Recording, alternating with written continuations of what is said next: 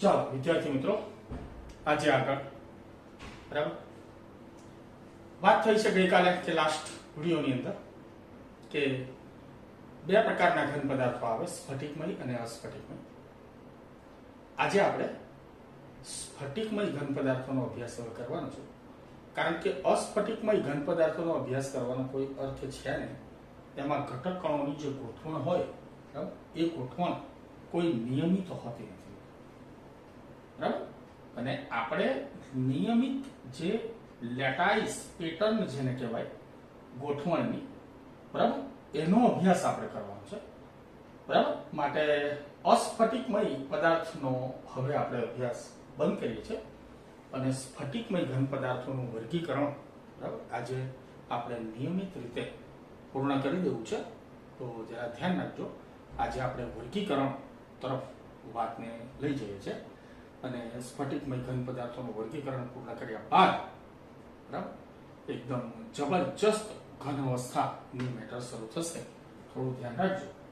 ચાલો વધીએ આગળ કે સ્ફટિકમય ઘન પદાર્થોનું વર્ગીકરણ. અસ્ફટિકમય પદાર્થો વિશે શીખા, એમાં પણ જાણ્યું કે તેનો નાના વિસ્તારમાં જ ક્રમ હોય, લાંબા ગાળા સુધી ક્રમ સચવાતો નથી ઘટક કણોની ગોઠવણનો બરાબર. ઘણા મોટા ભાગના ઘન પદાર્થો સ્વભાવે સ્ફટિકમય છે. અસ્ફટિકમય પદાર્થોની માત્રા એમડી ઓછી છે બરાબર. એટલે સ્ફટિકમય ઘન પદાર્થોની માત્રા વ્યવહારમાં ઘણી વધારે છે, તો એનો અભ્યાસ કરવાનો હોય, સ્વાભાવિક વસ્તુ છે. ઉદાહરણ તરીકે આયર્ન, કોપર, સિલ્વર જેવી ધાતુઓ, આ બધી સ્ફટિકમય ધાતુઓ છે બરાબર. સલ્ફર, ફોસ્ફરસ, આયોડિન જેવી અધાતુઓ, આ પણ સ્ફટિકમય છે. Sodium chloride, NaCl, zinc sulphide, ZnS જેવા આયોનિક સંયોજનો, નેપ્થેલિન જેવા સહસંયોજક સંયોજનો, ડામરની ગોળી જેને કહેવાય નેપ્થેલિન, આ બધા સ્ફટિકમય પદાર્થો. એટલે બધા જ પ્રકારમાં સ્ફટિકમય ઘન પદાર્થ તો હોય જ બરાબર. માટે સ્ફટિકમય ઘન પદાર્થનો જ અભ્યાસ અને વર્ગીકરણ કરવાની અત્યારે આપણને જરૂરિયાત ઊભી થાય, સ્વાભાવિક. આજે લગભગ વર્ગીકરણ લઈ લઈશ, કદાચ ટેબલ બાકી રહે તો ટેબલ પતાવીશું નેક્સ્ટ વિડીયોમાં બરાબર. ચાલો, સ્ફટિકમય ઘન પદાર્થને વિવિધ રીતે વર્ગીકૃત કરી શકાય. બધી બહુ વર્ગીકરણની રીતો છે, એમાંની એક સિલેક્ટેડ રીત આપણે માત્ર જોવાની છે. એક જ વર્ગીકરણ કરવાની પદ્ધતિ હેતુ પર આધારિત કે તમે કયા હેતુને ધ્યાનમાં લઈને વર્ગીકરણ કરવા જઈ રહ્યા છો બરાબર. એના પર એ આધાર રાખે છે કે તમે કઈ વસ્તુને ધ્યાનમાં લઈને એનું વર્ગીકરણ કરી રહ્યા છો બરાબર. તો અહીંયા જે આપણો હેતુ આપણે જાળવીને વર્ગીકરણ કરવાનું છે એ છે ઘટક કણો વચ્ચેનું આકર્ષણ.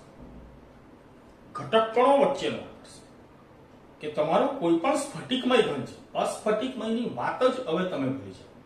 તમારો કોઈ પણ સ્ફટિકમય ઘન છે, એમાં જે ઘટક કણો રહેલા છે, અણુ, પરમાણુ કે આયન બરાબર, તેઓ વચ્ચેનું આંતર આણ્વીય આકર્ષણ બળ કયા પ્રકારનું છે અને કેટલી માત્રામાં લાગે છે, કયા પ્રકારનું છે અને કેટલી માત્રામાં લાગે છે, આ વસ્તુને આધીન આપણે વર્ગીકરણ કરવાનું છે બરાબર.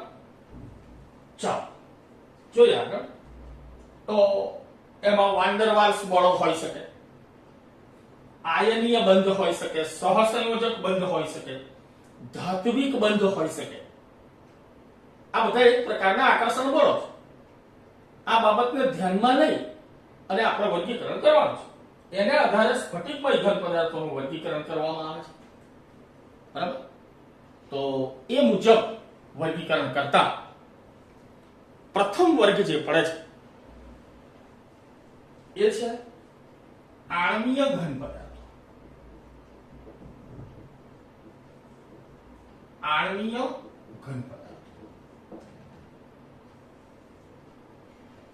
સ્ફટિકમય જ અસ્ફટિકમયની વાત ભૂલી જાઓ. આણ્વીય ઘન પદાર્થો, બરાબર? તો આ એવા ઘન પદાર્થો છે કે જેમાં ઘટક કણો વચ્ચેનું આકર્ષણ જે હોય છે એ જબરજસ્ત પ્રબળ પ્રકારનું હોતું નથી. એકદમ નિર્બળ પ્રકારનું આંતરઆણ્વીય આકર્ષણ બળ હોય છે. અને નિર્બળ પ્રકારના આંતરઆણ્વીય આકર્ષણ બળોની અંદર આપણે જાણીએ છીએ કે વાન ડર વાલ્સ પ્રકારના આકર્ષણ બળો, વાન ડર વાલ્સ 3 છે, આ તમે જાણો છો 11મા ધોરણના અનુસંધાને. વિક્ષેપન અથવા લંડન બળ, દ્વિધ્રુવીય બળ અને દ્વિધ્રુવીય પ્રેરિત દ્વિધ્રુવીય. થોડું ઊંડાણમાં હું જઈશ, બરાબર? એ ઉપરાંત એક બીજું નિર્બળ આંતરઆણ્વીય આકર્ષણ બળ છે, એ છે હાઇડ્રોજન બળ, બરાબર? એટલે આમાં બે ટાઈપના આકર્ષણ બળ ધરાવતા સ્ફટિકમય ઘન પદાર્થો આવશે. એક વાન ડર વાલ્સ આકર્ષણ બળ ધરાવનારા સ્ફટિકમય ઘન અને હાઇડ્રોજન બંધ ધરાવતા સ્ફટિક. હવે મિત્રો જ્યારે ઉદાહરણ આપવામાં આવશે ત્યારે તમને એવું લાગશે કે આ કેવું, આ તો ઘન છે ને, બરાબર? તો મારી વાત સાંભળો. કેટલાક પદાર્થો એવા છે, હું તમને પહેલેથી કહી દઉં એટલે પછી કઈ કન્ફ્યુઝન ના થાય, કે જે મૂળભૂત રીતે પ્રવાહી કે વાયુ સ્વરૂપમાં છે, પણ જો તેને ઠંડા પાડીને ઘન બનાવવામાં આવે, જો એને ઠંડા પાડીને ઘન બનાવવામાં આવે તો તે આ વિભાગમાં વર્ગીકૃત થાય, બરાબર? એટલે ટેન્શન કરવાનું નહીં કે આ કેવું. તમને એવું થાય કે સારું આર્ગોન નું ઉદાહરણ આવ્યું, આર્ગોન તો વાયુ છે, પણ જો તમે એને ઠંડો પાડી, બરાબર, અને ઘનમાં ફેરવશો ત્યારે એ આ વિભાગમાં વર્ગીકૃત થશે. આવી વાત છે, બરાબર? ચાલો, આણ્વીય ઘન પદાર્થોની અંદર 3 પેટા વિભાગ પડે છે. 3 પેટા વિભાગ પડે છે. એમાં પહેલો છે અધ્રુવીય આણ્વીય ઘન. અધ્રુવીય આણ્વીય ઘન કે જેમાં ઘટક કણોમાં કોઈ પણ પ્રકારની ધ્રુવીયતા નથી હોતી. અધ્રુવીય આણ્વીય ઘન, અધ્રુવીયતા છે, બરાબર? તો હવે તમે સમજી શકો છો કે આમાં ઘટક કણો વચ્ચે વાન ડર વાલ્સ પ્રકારનું આકર્ષણ બળ લાગે ના નથી કહેતા આપણે, પણ એમાંનું ફક્ત વિક્ષેપન અથવા લંડન બળ જ લાગશે. બીજા કોઈ બળ લાગવાના કોઈ સ્કોપ જ નથી આની અંદર, બરાબર? કે એ પદાર્થોમાં કોઈ ધ્રુવીયતા છે જ નહીં. ધ્રુવીયતા હોય તો પેલા દ્વિધ્રુવીય અને પ્રેરિતનો અને આ બધો પ્રશ્ન આવે, બરાબર? એટલે ફક્ત વિક્ષેપન અથવા લંડન બળ જ આની અંદર લાગશે. આ તમે ધ્યાન રાખજો, બરાબર? અધ્રુવીય આણ્વીય ઘન પદાર્થ જોઈએ આગળ. તે કાં તો પરમાણુઓ ધરાવે, બરાબર, અથવા અધ્રુવીય અણુઓ પણ ધરાવે.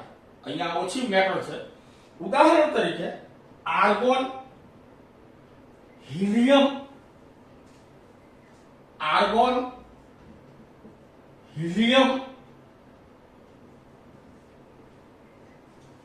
જેવા અધ્રુવીય પરમાણુઓ અથવા સહસંયોજક બંધથી બનેલા કેટલાક અધ્રુવીય અણુઓ જેવા કે H2, Cl2, I2, આવા પદાર્થ. તો મિત્રો તમે જોઈ શકો છો કે આમાં ઘણા બધા તો વાસ્તવિક રીતે વાયુ છે, મૂળભૂત રીતે આ વાયુઓ છે. તો પછી આ વાયુઓનો સમાવેશ આમાં, અરે પણ એને જ્યારે તમે ઘન બનાવશો ઠંડા પાડીને ત્યારે એ આ વિભાગમાં વર્ગીકૃત થશે એમ, બરાબર? આ ધ્યાન રાખો. હજુ પણ આવશે, બોલો. CCl4 આ પ્રવાહી છે અને સમચતુષ્ફલકીય છે, માટે ફાઇનલી એ અધ્રુવીય છે. એટલે એમાં કોઈ પણ પ્રકારનું આવું આકર્ષણ બળ બીજું પ્રવર્તે નહીં, માત્ર ને માત્ર વિક્ષેપન અથવા લંડન બળ પ્રવર્તે, જેના વિશે તમે જાણો છો. અત્યારે મારે તમને વિક્ષેપન કે લંડન બળ વિશે વાત કરવી એ કઈ વ્યાજબી ગણાય નહીં, એ તમને ખબર, બરાબર? તો અધ્રુવીય આણ્વીય ઘન પદાર્થો તેઓ ફક્ત નિર્બળ વિસર્જન બળ, અહીં વિસર્જન એમ લખે છે, એકચ્યુઅલી વિક્ષેપણ શબ્દ છે, વિસર્જન અથવા લંડન બળોથી સંકળાયેલા હોય છે, જેના વિશે 11મા અભ્યાસ આપણે કરી ચૂક્યા છે. આ પદાર્થો પોચા ગુણધર્મો યાદ રાખે, જે મૂળભૂત રીતે ઘન છે જ નહીં તો પછી સવાલ જ ક્યાં છે. તેઓ પોચા અને વિદ્યુતના અવાહક, વિદ્યુતના વાહક નથી, વિદ્યુતના વહન માટે જવાબદાર કોઈ પરિબળ એની અંદર જણાતું જ નથી, વિદ્યુતના અવાહક તેમજ નીચા ગલન બિંદુ સ્વાભાવિક છે કે જેને ઘન બનાવવામાં આવ્યા છે ઠારણ કરીને એનું ગલન બિંદુ નીચું જ હોય, અને સામાન્ય રીતે ઓરડાના તાપમાને અને દબાણે તેઓ પ્રવાહી અથવા શું હોઈ શકે, વાયુ હોઈ શકે. બરાબર, તેઓ પ્રવાહી અથવા વાયુઓ હોઈ શકે ને છે. બરાબર છે. તો આ પ્રકારે આપણું અધ્રુવીય આણ્વીય ઘન, આણ્વીય ઘન નો પહેલો પેટા પ્રકાર અહીંયા પૂર્ણ થાય છે, અધ્રુવીય આણ્વીય ઘન. બરાબર. ચાલો, એનો બીજો પેટા પ્રકાર છે એ છે ધ્રુવીય આણ્વીય ઘન. હવે તમે સમજી શકતા હશો આમાં, બરાબર, કે વાસ્તવિક રીતે અણુમાં ધ્રુવીયતા હોય, કોઈ ધન છેડો હોય, કોઈ ઋણ છેડો હોય. બરાબર, ઓકે. અને સ્ફટિકમય ઘન હોય. તમે પણ સમજી શકો છો સારી રીતે કે આમાં કયા પ્રકારનું આંતરાણુય આકર્ષણ બળ લાગશે. બરાબર, તો કે ભાઈ કોઈ સ્કોપ નથી, ફક્ત વાન ડર વાલ્સ આકર્ષણ બળમાં દ્વિધ્રુવીય દ્વિધ્રુવીય અને દ્વિધ્રુવીય લાગે એટલે વિક્ષેપણ અથવા લંડન બળ તો હોય જ. દ્વિધ્રુવીય લાગે ઉપરાંત વિક્ષેપણ બળ અથવા લંડન બળ તો હોય જ. બરાબર. ચાલો, HCl સલ્ફર ડાયોક્સાઇડ વિચારજો. HCl ને SO2 આ મૂળભૂત રીતે વાયુઓ છે, પણ ધ્રુવીયતા છે ને, કે પેલો બીજો જો હોય બાજુ તો પેલું દ્વિધ્રુવીય પ્રકારનું વાન ડર વાલ્સ આકર્ષણ લાગે, અને દ્વિધ્રુવીય લાગે એટલે તમારે વિક્ષેપણ કે લંડન બળ તો હોય જ, તો શંકાને સ્થાન નથી એની અંદર. બરાબર, આ એક ધ્યાન રાખવાની બાબત છે. ચાલો, અધ્રુવીય સહસંયોજક ધ્રુવીય સહસંયોજક બનતી રચાય. આવા ઘન પદાર્થમાં અણુઓ સાપેક્ષ રીતે વધુ પ્રબળ ધ્રુવીય પારસ્પરિક ક્રિયા જેને કહેવામાં આવે, વાન ડર વાલ્સ પ્રકારની, બરાબર, ક્રિયાઓ વડે એકબીજા સાથે જકડાયેલા હોય. આ ઘન પદાર્થો પોચા, મૂળભૂત રીતે ઘન છે ને, આ ઘન પદાર્થો પોચા, વિદ્યુતના અવાહક, વિદ્યુતનું વહન કરવા માટે કોઈ જવાબદાર બાબત અંદર જણાતી બી નથી. તેમના ગલન બિંદુ અધ્રુવીય આણ્વીય ઘન કરતા સહેજ વધારે, આના કરતા થોડા વધારે, કારણ કે આંતરાણ્વીય આકર્ષણ બળ આના કરતા સહેજ વધારે છે. બરાબર, થોડા વધારે અથવા ઊંચા હોય, તેમ છતાં પણ ઓરડાના તાપમાને દબાણે તેઓ વાયુઓ અથવા પ્રવાહી હોય. ઘન SO2 અને ઘન NH3 એ આના કેટલાક ઉદાહરણો છે. અહીંયા આ લોકો NH3 ઉદાહરણ લખે છે, બરાબર, પણ હું ના પાડું છું તમને કે આ એક્ઝામ્પલ ને આપણે આ વિભાગમાં લેવું જોઈએ ને. બરાબર, ત્યારે મેં લખ્યું છે નો ડાઉટ, બરાબર, પણ એને આ વિભાગમાં નહીં લેવું જોઈએ. બરાબર, એને આપણે હવે પછીનો જે ત્રીજો વિભાગ છે એમાં લેવાનું. બરાબર. તો આણ્વીય ઘન જેમાં ફક્ત વાન ડર વાલ્સ પ્રકારના આકર્ષણ બળ લાગે છે, આમાં ફક્ત વિક્ષેપણ અથવા લંડન બળ. આ પ્રકારના ઘનમાં દ્વિધ્રુવીય ઉપરાંત વિક્ષેપણ અને લંડન બળ. બરાબર. અને હવે ત્રીજો પ્રકાર પડે છે હાઇડ્રોજન બંધિત આણ્વીય, H બંધિત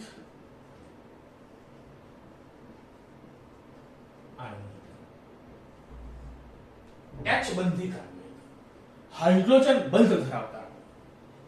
બરાબર. હવે તમને સારી રીતે ખબર છે મિત્રો કે હાઇડ્રોજન બંધ ધરાવતા હાઇડ્રાઇડ સંયોજનો એ સમૂહ નંબર 15, 16 અને 17 ના પ્રથમ તત્વો જે છે, બરાબર, એ જ રચી શકે છે. તો કોણ કોણ આવી શકે તો કે NH3 H2O અને HF. એટલે હું કહું છું કે NH3 અહીં નહીં લેવું જોઈએ, બરાબર. એને હાઇડ્રોજન બંધ વાળા આણ્વીય ઘન પદાર્થોની અંદર, બરાબર, એને ત્યાં નહીં લેવું જોઈએ આકારજી. ઓકે, બરાબર. એટલે હાઇડ્રોજન બંધિત આણ્વીય ઘનની અંદર એનો સમાવેશ કરવો જોઈએ આપણે. ચાલો, આવા ઘન પદાર્થોના અણુઓ હાઇડ્રોજન અને ફ્લોરિન, ઓક્સિજન અથવા નાઇટ્રોજન પરમાણુઓના ધ્રુવીય સહસંયોજક બનશે. પ્રબળ હાઇડ્રોજન બંધ આવા અણુઓ જેવા કે H2O ને પ્રબળ રીતે જકડી રાખે છે. જાણીએ છીએ આપણે બરફ એ સખત વસ્તુ છે, તેઓ વિદ્યુતના અવાહક હોય છે. વાહકતા માટે કોઈ જવાબદાર બાબત નથી. સામાન્ય રીતે ઓરડાના તાપમાને અને દબાણે તેઓ બાષ્પશીલ પ્રવાહી અથવા પોચા ઘન પદાર્થો હોય છે. બાષ્પશીલ પ્રવાહી અથવા પોચા ઘન પદાર્થો. ઓરડાના તાપમાને આ બંને પ્રવાહી છે, આ વાયુ છે, બરાબર, અને વિદ્યુતના અવાહક છે. પણ જ્યારે એ ઘન બને છે ત્યારે થોડાક સખત હોય છે, આમના કરતા વધારે સખત હોય. કારણ કે હાઇડ્રોજન બંધ પ્રકારનું જે આંતરાણુય આકર્ષણ બળ છે એ આ બંને કરતા વધારે સ્ટ્રોંગ હોય, બરાબર છે. તો આ સાથે આપણો પહેલો વિભાગ અહીંયા પૂરો થાય છે, આણ્વીય ઘન પદાર્થો, બરાબર. ફરીવાર આપણે સ્ફટિકમય ઘન પદાર્થોની જ ચર્ચા કરી રહ્યા છે. અસ્ફટિકમયનું કોઈ સ્થાન અત્યારે અહીંયા છે નહીં, બરાબર. તો આણ્વીય ઘન પદાર્થોના 3 પેટા પ્રકાર પડે. અધ્રુવીય આણ્વીય ઘન, જેમાં ફક્ત કયું બળ લાગે? વિક્ષેપન અથવા લંડન બળ પ્રકારનું આંતરાણ્વીય આકર્ષણ બળ, બરાબર. ધ્રુવીય આણ્વીય ઘન, એની અંદર દ્વિધ્રુવીય ઉપરાંત વિક્ષેપન અથવા લંડન બળ. અને H બંધિત આણ્વીય ઘન કે જેમાં ઘટક કણો વચ્ચે આંતરાણ્વીય હાઇડ્રોજન બંધની રચના થતી હોય, એમાં એમોનિયા, H2O અને H, બરાબર છે. તો આ આપણો પ્રથમ વિભાગ પૂરો થયો. આજે લગભગ હું બધા જ વિભાગ આના પૂર્ણ કરી નાખવાનો છું, બરાબર છે. અને પછી આપણે આગળ ટેબલની કે એવી કંઈ વાત કરીશું. કદાચ એકાદ વિભાગ બાકી પણ રાખવો પડે જો લાંબી ચર્ચા ચાલી જાય તો, બરાબર છે. તો એક વસ્તુ છે કે તમે પ્રથમ પ્રકારના સ્ફટિકમય ઘન પદાર્થોનો જે અભ્યાસ જોયો, બરાબર છે મિત્રો, એમાં વાસ્તવિક ઘન કોઈ જ નથી જોયું, બરાબર. હકીકતના ઘન આમાં કોઈ જ નથી. કોઈ વાયુ છે, કોઈ પ્રવાહી છે, પણ જ્યારે તમે ઠારણ કરીને એને ઘન બનાવશો ત્યારે એ ઉદાહરણ પ્રમાણે જે તે વિભાગની અંદર, બરાબર, વર્ગીકૃત થશે, બરાબર. જે તે વિભાગમાં એ વર્ગીકૃત થશે, કાળજી, બરાબર છે. તો આ રીતે આપણે પ્રથમ વિભાગ અહીંયા પૂર્ણ કરીએ છીએ. આણ્વીય ઘન પદાર્થોની વાત પૂરી થાય છે, જેના 3 પેટા વિભાગ પણ છે, બરાબર. બાકીના વર્ગો જે છે એમાં કોઈ પેટા વિભાગ નથી મિત્રો, કાળજી, કોઈ પેટા વિભાગ નથી. હવે આવે છે આયનીય ઘન પદાર્થ. આયનીય ઘન પદાર્થ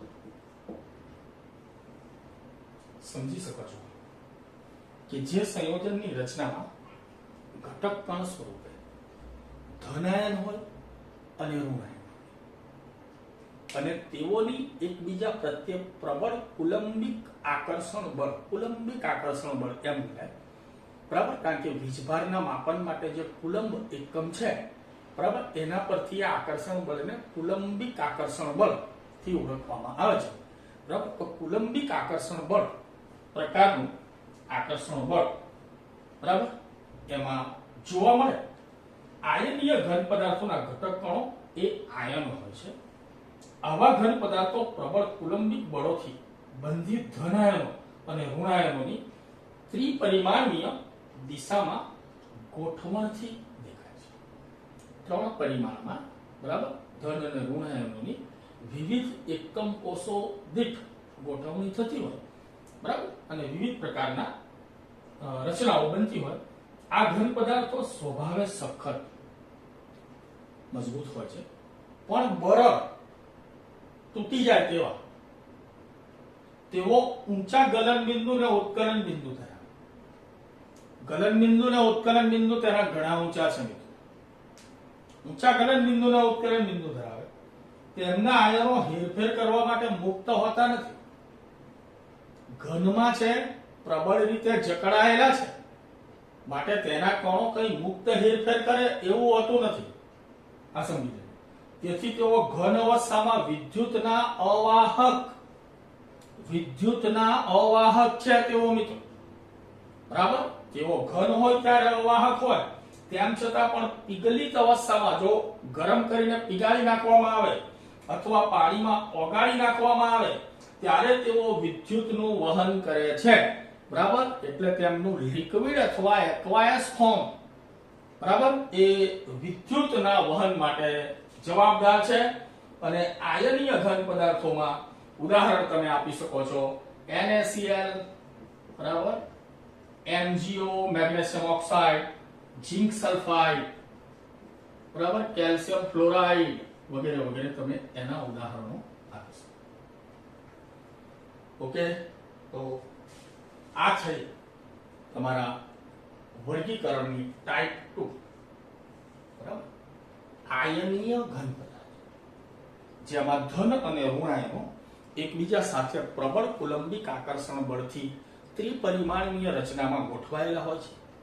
તેઓ કઠિન હોય છે પણ બરડ હોય છે. બરાબર? તેઓ મજબૂત ઘન છે, માટે તેમાં આયનો મુક્ત હેરફેર કરી શકતા નથી. બરાબર? માટે ઘન અવસ્થામાં તેઓ વિદ્યુતના વાહક હોતા નથી. બરાબર? જો તેને પીગાળીને પ્રવાહી અથવા કંઈક ઓગાળીને દ્રાવણ બનાવવામાં આવે તો આ પ્રકારનું પ્રવાહી જે હોય એ વિદ્યુતના વહન માટે જવાબદાર છે. બરાબર? મોટા ભાગે આલ્કલી અને આલ્કલાઇન ધાતુઓ અને આલ્કલી ને આલ્કલાઇન ધાતુના હેલાઇડો, ઓક્સાઇડો, કેટલાક સંક્રાંતિ ધાતુ તત્વોના હેલાઇડો, બરાબર, સલ્ફાઇડો, બરાબર છે, એ બધા આ વિભાગની અંદર વર્ગીકૃત થાય છે. તો આનું એક ધ્યાન રાખવાનું છે. અને હવે આપણે ત્રીજા વર્ગ તરફ જઈ રહ્યા છે. બરાબર? વર્ગીકરણ કરવાનો પદ્ધતિ નંબર 3 એ છે ધાત્વીય ઘન પદાર્થો. ધાત્વીય ઘન પદાર્થો સમજી શકો છો મિત્રો. આપણા વ્યવહારની તમામ ધાતુઓ, બરાબર, આપણા વ્યવહારની તમામ ધાતુઓ એ આ વિભાગમાં સમાવેશ એનો થશે. બરાબર? જે એકદમ જૂનવાણી વર્ષોથી ચાલતી આવેલી આપણી વ્યવહારિક ધાતુઓ. બરાબર? અને ધાતુઓમાં તમે સમજો છો કે પરમાણુ કર્નલ, બરાબર, કર્નલ આ રીતે બધા ગોઠવાતા હોય ક્રમિક વ્યવસ્થામાં. બરાબર? પરમાણુ કર્નલ આપણી જૂનવણી ખ્યાલ છે આ. અને અહીંયા વચ્ચે જે ચલિત ઇલેક્ટ્રોનો, ડીલોકેલાઇઝ્ડ ઇલેક્ટ્રોન્સ જેને કહેવામાં આવે, ડીલોકેલાઇઝ્ડ ઇલેક્ટ્રોન, વિસ્થાનીકૃત ઇલેક્ટ્રોન, બરાબર, વિસ્થાનીકૃત ઇલેક્ટ્રોન એ આ પ્રકારની રચના ધાત્વીય બંધમાં થતી હોય. આવું આપણું ઇલેક્ટ્રોન સમુદ્ર નમૂનો જે જૂનવણી ખ્યાલ છે, બરાબર, એના પર આ ચાલે છે. એક વૈજ્ઞાનિક દ્વારા એવી કલ્પના થયેલી કે સમુદ્રની સપાટી જો ચલિત ઇલેક્ટ્રોનોથી ભરાયેલી હોય અને એમાં જો તરતા કર્નલ નાખવામાં આવે તો દરેક કર્નલ ચોક્કસ જગ્યા, સ્થાન પ્રાપ્ત કરે અને દરેક કર્નલ વચ્ચેનું અંતર સમાન હોય અને વહેતા પાણીની જેમ વચ્ચે બધા ચલિત ઇલેક્ટ્રોનો ફરતા રહે. બરાબર? આવી એક કલ્પના ધાત્વિક બંધ માટે કરવામાં આવી. બરાબર છે? તો ધાત્વિક ઘન પદાર્થો તરફ આપણે આગળ ચાલીએ છીએ. ધાતુઓ ધન આયનોના ક્રમબદ્ધ સમૂહ હોય છે. આ લોકો ધન આયન એમ લખે છે, એવું નથી. એક કર્નલ છે. કર્નલ એટલે તમે સમજી શકો છો કે છેલ્લી કક્ષા સિવાયનો કેન્દ્ર અને અંદરની કક્ષાનો ધનવીજ ભારિત ભાગ, એને પરમાણુ કર્નલ કહેવામાં આવે. બરાબર? માનો કે આ કેન્દ્ર, બરાબર, આટલી કક્ષાઓ અને આ છેલ્લી કક્ષા હોય તો આ છેલ્લી કક્ષાને નહીં ગણવાની, બરાબર. આટલો એરિયા જે ઘનવીજ ભારી એ આ કર્નલ કહેવાય, બરાબર. એટલે એને ધન આયન નહીં બોલો, પરમાણુ કર્નલ બોલો. તો મુક્ત ઇલેક્ટ્રોન થી સમુદ્ર સાથે જકળાયેલો હોય, આ સમુદ્રનું પાણી વહેતું હોય ને આ બધા કર્નલો ચોક્કસ અંતર આ બાજુ બધી બાજુએ સમાન અંતરથી જઈને ગોઠવાઈ જાય અને પેલા વચ્ચે ફરતા ઇલેક્ટ્રોનો તેના આ સમાન અંતર રાખવા માટે જવાબદાર છે એવું તમે કહી શકો, બરાબર. સમગ્ર સ્ફટિકમાં સરખી રીતે વિસ્તરેલ હોય. ધાતુનો દરેક પરમાણુ એક અથવા બે ઇલેક્ટ્રોનથી ગતિશીલ ઇલેક્ટ્રોનના સમુદ્રમાં ફાળો આપે. એક અથવા બે ઇલેક્ટ્રોન એટલે કોઈની બહાર એક ઇલેક્ટ્રોન હોય, કોઈની બાહ્ય કક્ષામાં બે ઇલેક્ટ્રોન હોય, બને. આ મુક્ત અને ગતિશીલ ઇલેક્ટ્રોન ધાતુની ઊંચી વિદ્યુતીય અને ઉષ્મા વાહકતા માટે જવાબદાર છે. તમે સમજતા હશો કે છેલ્લી કક્ષામાં ચલિત ઇલેક્ટ્રોન એ જેની વિદ્યુત વાહકતા અને ઉષ્મીય વાહકતા માટે જવાબદાર છે. જ્યારે વિદ્યુતીય ક્ષેત્ર લાગુ પાડવામાં આવે ત્યારે ઇલેક્ટ્રોન ધન આયનની જાળીદાર રચનામાં વહે. તે પ્રમાણે ધાતુના એક ભાગને પૂરી પાડવામાં આવે ત્યારે ઉષ્મીય ઉર્જા પણ એક સરખી રીતે મુક્ત ઇલેક્ટ્રોન દ્વારા વિસ્તરવામાં. આપણે વાત થઈ છે કે આ સ્લેબ લઈ લો, બરાબર, અને અહીંયા તમે ઇલેક્ટ્રોનનો પ્રવાહ આપો, બરાબર, અને અહીંયા બીજો વાયર જોડો તો આ અહીંયા જશે, આ અહીંયા જશે, આ અહીંયા જશે, આ અનુસાર લેશે અને તમને વહન આપશે, બરાબર. એવી જ રીતે ઉષ્માનું વહન પણ આ ચલિત ઇલેક્ટ્રોન જ કરતો હોય છે, બરાબર. એટલે વિદ્યુત અને ઉષ્માના વહન માટે, બરાબર, આ ચલિત ઇલેક્ટ્રોન એ જવાબદાર હોય છે. ધાતુઓની બીજી અગત્યની લાક્ષણિકતા તેઓનો ચળકાટ અને કેટલાક કિસ્સામાં રંગ, બરાબર. ચળકાટ આપો, રંગ આપો, બરાબર, તે પણ આ ચલિત ઇલેક્ટ્રોનના કારણે છે. આ પણ તેમના મુક્ત ઇલેક્ટ્રોનની હાજરીને કારણે જ હોય છે. ધાતુઓ ટીપનીય છે, બરાબર, અને તન્ય છે, બરાબર. તણાવપણું અને ટીપાવપણાનું લક્ષણ તેઓ ધરાવે છે. આપણે વાત થઈ હતી કે આ મોટો સ્લેબ હોય, બરાબર, અને એના પર જો દબાણપૂર્વક અહીંયાથી દબાણ આપવામાં આવે તો આ કર્નલ ને ઇલેક્ટ્રોન આખી સિસ્ટમ ખસી શકે, એટલે આખું દબાઈને આમ, બરાબર. અને બધા કર્નલનું ડિસ્ટન્સ જે અહીંથી અહીં આવીને ગોઠવાય એનું પણ અંતર સરખું જ રહેતું હોવાથી એના ગુણધર્મોમાં કોઈ પણ પ્રકારનો ફેર ન પડે માટે એને ટીપીને પતરા બનાવી શકાય, ખેંચીને તાર બનાવી શકાય, બરાબર. તો આ પ્રકારનો આપણો ત્રીજો વર્ગ છે ધાત્વિય ઘન પદાર્થો. ઘણી બધી ધાતુઓ આપણા વ્યવહારની કોપર છે, આયરન છે, સિલ્વર છે, એલ્યુમિનિયમ છે, બરાબર. બધા બહુ જ ઉદાહરણો તમે એની અંદર તેનો સમાવેશ કરી શકો, બરાબર છે. હવે છેલ્લો અને ચોથો વિભાગ છે આપણો, એ છે સહસંયોજક અથવા જાળીદાર ઘન પદાર્થ. સહસંયોજક અથવા જાળીદાર ઘન પદાર્થ, છેલ્લું વર્ગીકરણનો છેલ્લો ભાગ. સહસંયોજક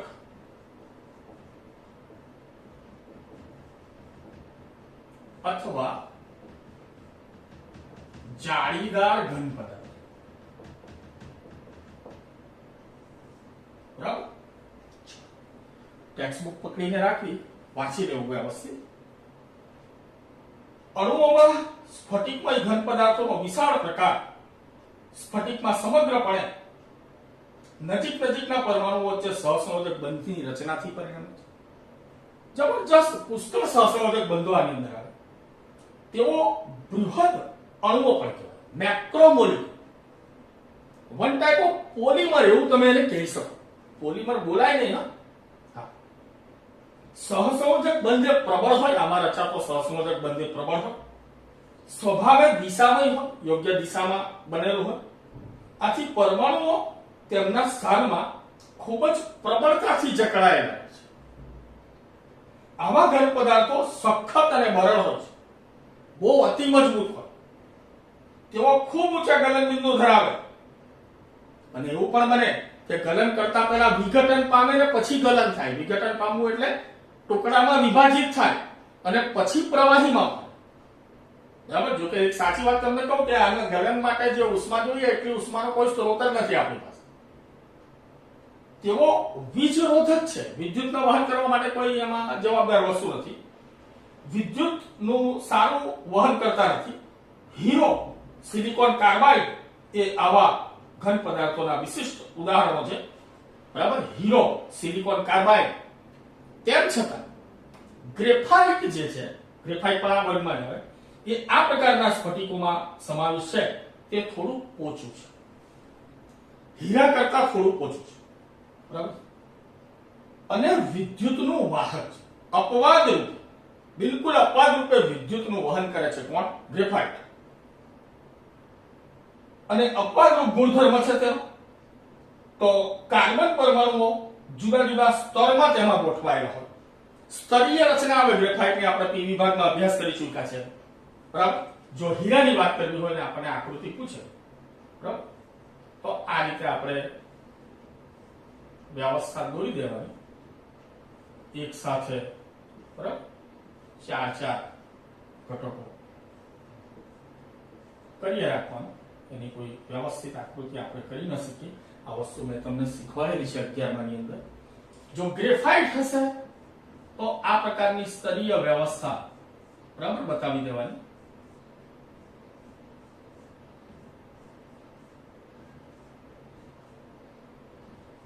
બરાબર. અને જે 3 સહસંયોજક બંધ એના ષટકોણીય વલય માં તૈયાર થાય છે, બરાબર. એમાં સામ સામે જ્યાં વ્યવસ્થા આવે ત્યાં આ પ્રકારનો જે નિર્બળ આકર્ષણ જે ચોથો ઇલેક્ટ્રોન લગાવે છે, બરાબર, તેની વ્યવસ્થા કરી દેવાની.